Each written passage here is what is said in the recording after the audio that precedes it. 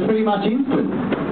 So if you want to get killed by any animal in the world, you want to get killed by one of these crocs.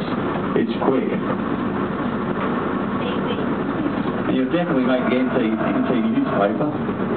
Seen that in the NT News. Every time they have a croc story, the news sales go up about 40% overnight.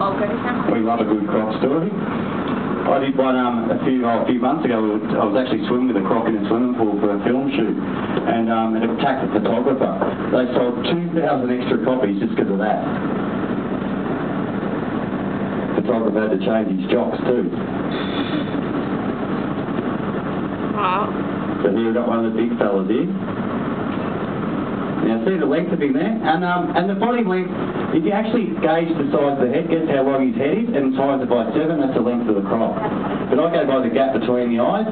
The bigger the gap between the eyes, the bigger the croc, and I can usually gauge the size by looking at his eyes, and that's from a distance. You do learn a bit about him, and we can tell the difference between most of the crocs down here, and they know us as well too. They actually react differently to each person that works here, and treat us all differently because they study us too, and they know our weaknesses.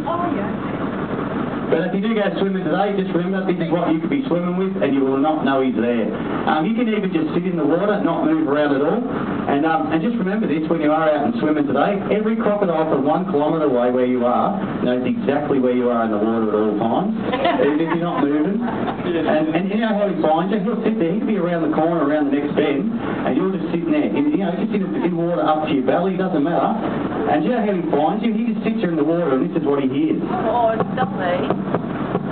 You can hone in your heartbeat from 1 kilometre away. And he can have his eyes shut and still find you.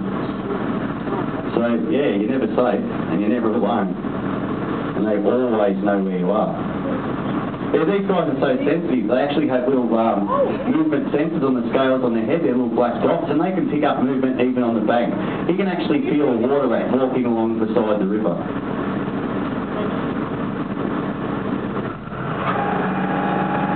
He's following up again, I think. A bit more meat on there for this fella. Now make sure you get your photos of this bloke. He's certainly the biggest one I've seen so far, and he might be the only male because they are very, very rare. In the old days, unfortunately, we used to shoot